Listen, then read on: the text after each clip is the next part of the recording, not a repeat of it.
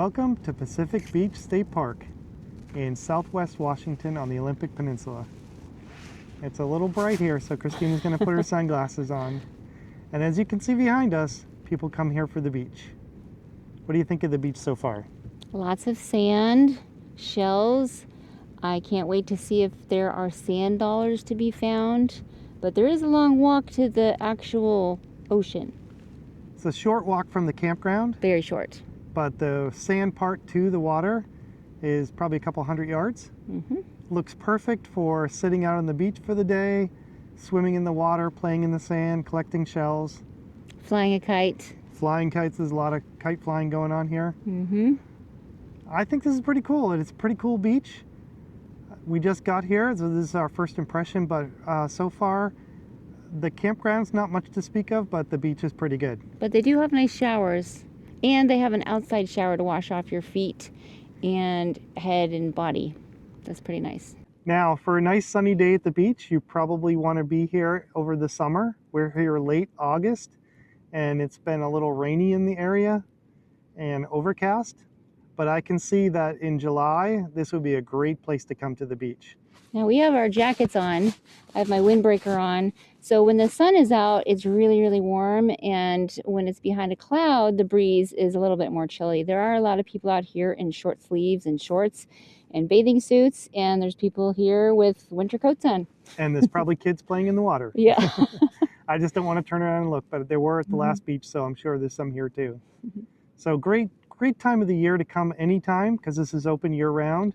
But if you want to play on the beach and play in the water, the summer months are probably the best. Yeah, because Washington is a lot cooler than the rest of the country, which is why we're here right now. If we're chasing 70 degrees, this is a great time to be here, to not be too cold or too hot. We'll take a tour of our campground and let you know what we think. So we're back in our campsite number 13 at Pacific Beach State Park. This site has electrical hookup, as do a lot of them. They call it partial hookups. They also have some dry sites and actually 2 yurts for a total of 61 total sites here. Very cute little yurts. Maybe the smallest yurts that we've seen. Yeah, they're not super tiny, but they probably sleep 4 to 6 maybe. So the sites have electrical hookup, but no water hookups. Interesting. You can fill your water tank at the dump station, and there are some scattered spigots throughout the campground, but they don't have threaded nozzles, so you can't hook a hose up to them. They do have a dump station with fresh water at it. And we did see a lot of people walking by with their jugs to fill. How do you like the sites here? Well, it feels like an RV park in that we're very close together. We're all in these straight lines. There's no privacy between campsites, which makes sense because we're basically right on the beach, which is lovely. We can hear it. That's the trade-off. Yeah, that's the trade-off, I suppose. Yeah, there's always pros and cons to everything. The pads, though, are paved. Do you call them paved? Yeah, I think they're asphalt. Asphalt. So they're rolled. I don't know, not paved, but rolled. Yeah. Paved. I like that a lot because then we're not tracking in. There's grass, so all the sites around the pad is grass, including the picnic table. So you would track in some grass, and it gets soggy apparently because it rains in Washington. But not too muddy, I bet. So I think it's pretty good. Yeah, I think the grass definitely soaks up the water, and they have these drainage ditches that's probably why, because all the water is going down to those ditches. And I don't like using leveling blocks, so I was pretty happy that the site was pretty level without using them. I think we're off maybe an inch or 2 either way. And most of the sites seemed that way to me, walking around the loops. Also, the loops, I don't know if I would call them loops. It's more like one big loop, and it's like a spur. Yeah, I guess so. And it's a straight road that kind of parallels the beach. So the people, like the campers across the road from us, are right on the cliff of the beach. It's not a super high cliff. It's just up probably 10 feet from the beach, maybe more than that. So those are the ones to get. You can just sit out there in your chairs. There. Oh gosh, I was looking at some people. They had their rig right in their driveway, and then their chairs all right on the cliff right there. So there's the beach, and the sunrise comes up behind, and sunset goes in front. It was very very appealing looking. Now, would you call this partial shade? Oh no, there's no shade at all here. No shade. Which is good for solar, but we have electrical hookup, so we don't need the solar, but really good for Starlink. I picture you're right on the beach, right? And beaches tend to have bushes, and I can see pine trees in the distance behind. There's a residential neighborhood that backs up to the park. And our site number 13 backs up to the entry, which there are cars going to and from, but it's not been bad. It hasn't been super loud. And they close the gate at 10, I believe. So I'm sorry, what was your question? I was talking about Starlink and how good it is here, because the campground Wi-Fi is best up by the check-in station, which is up the road. Maybe it's 100 yards. Very, very small park. Towards so the north, not right. Mm-hmm. And then cell service is pretty spotty, of course, depending on your provider. But solar would be good, but we have electrical hookup, so. And it's Washington, so is there always a complete blue sky? Probably not. Probably never. Next, we'll be discussing the amenities and what you can get at this state park. Now, for the price of this campground, what do you get for amenities? Well, there are flush toilets, always a plus. Yes. Showers, free showers. Individual showers. Yes. With locking doors, yep, our favorite kind. Yes. There is a dump station and water fill. There are picnic tables and fire rings, so the pretty standard stuff. The picnic tables are of the recycle kind, which are really nice because they're easy to clean. They don't get hot, although you can melt them if you put hot pans on them, but pretty nice so they don't get soggy and gross. I'm happy to see that you get Wi-Fi for that price, even if it doesn't reach all the way down to the campground. But there's no laundry. I think that's the only thing I can think of that's missing that we might see in a campground, which is pretty rare.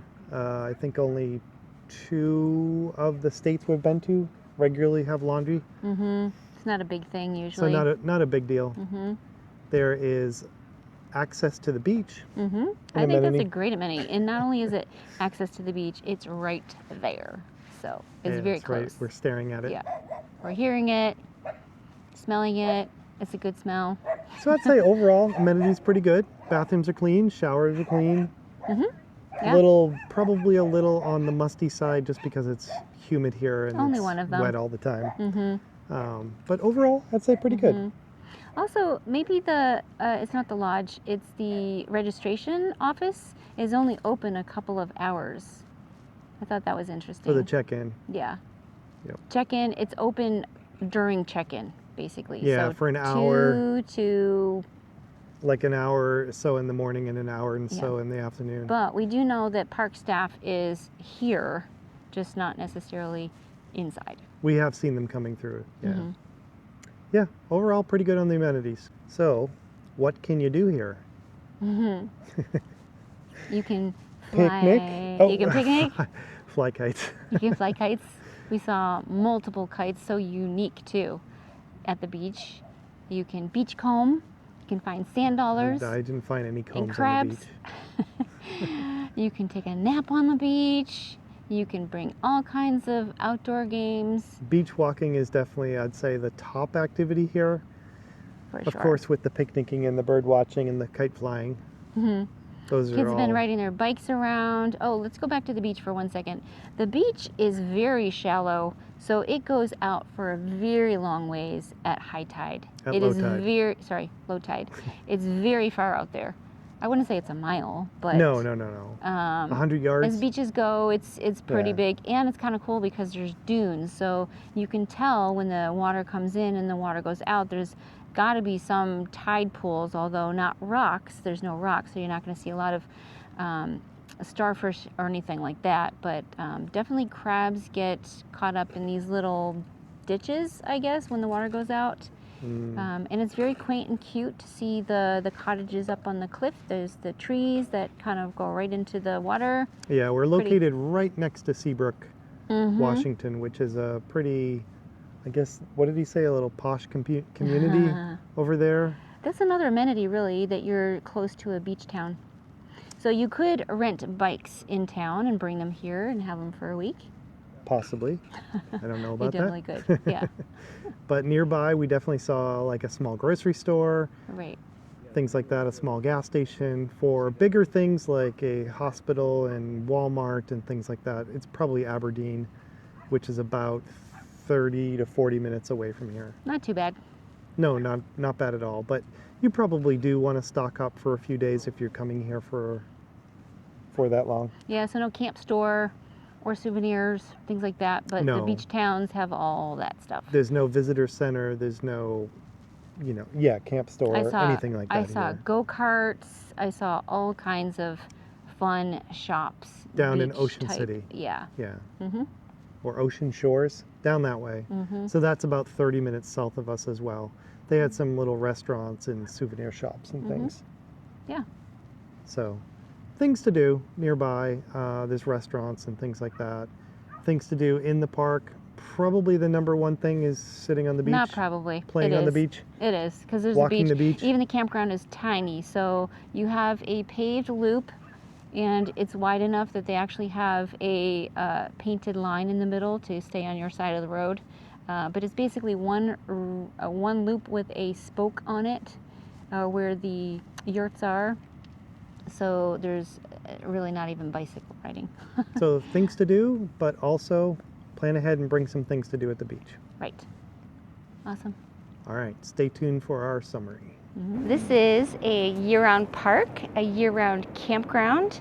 Washington Coast is also pretty great year-round in the winter or in the summer. It's very even temperatures usually, so it's not too hot in the summer and not too cold in the wintertime.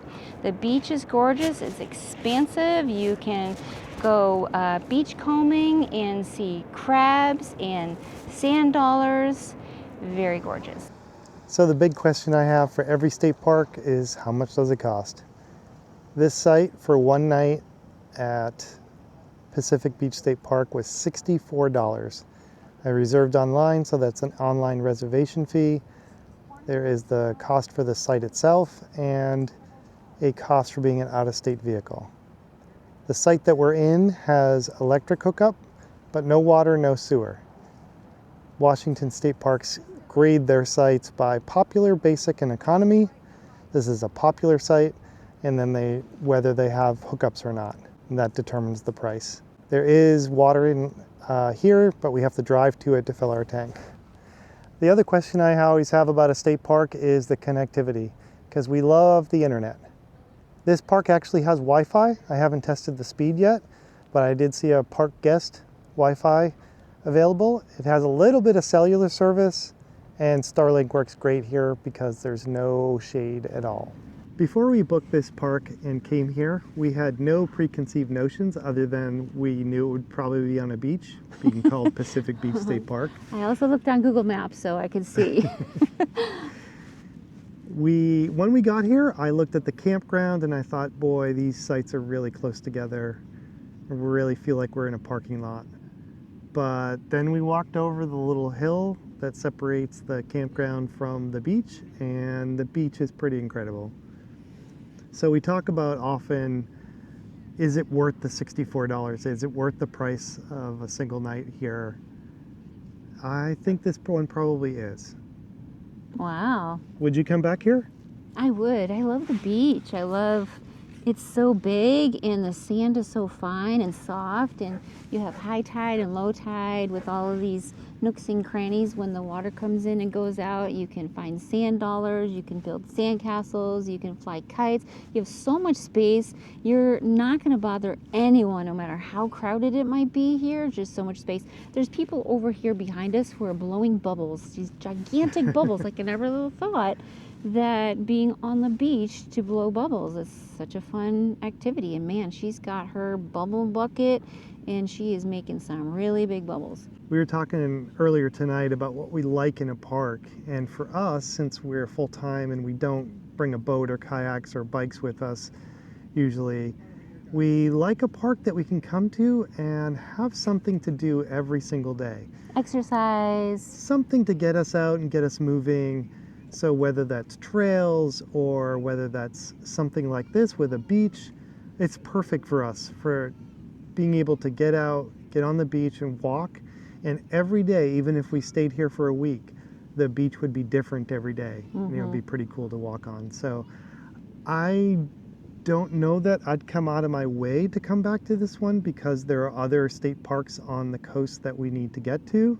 There are lots close by. But if we were close by and couldn't find anything, definitely would come back here. For sure. So I'd give this, I'd give this 2 thumbs up. Oh, yeah. I'll give a thumbs up for you too. Thanks. Awesome. I think we would each give a thumbs up for this But park. like you said, the campground is nothing to write home about, and you're tucked in close to your neighbors, which everyone here has been so friendly and sweet.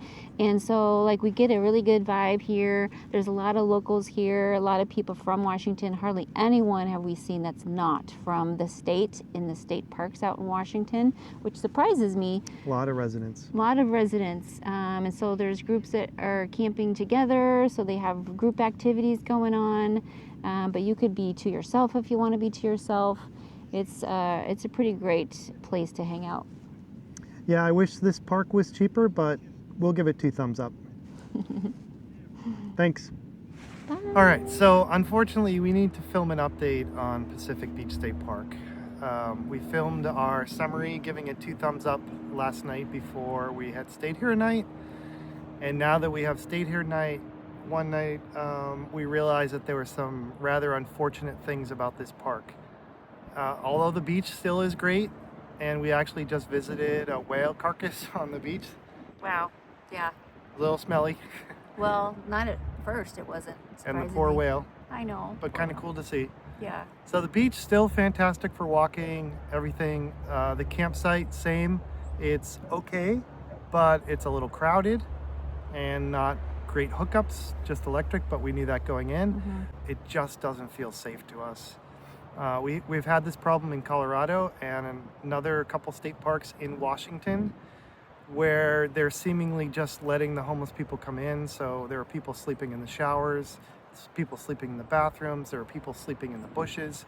Constant flow of people coming out of the bushes and going into the bathrooms, and also come to find out that they're sleeping in the showers. But as a female, I feel even less safe. It doesn't happen in other state parks. Our neighbor commented that this is just camping, but that's not true.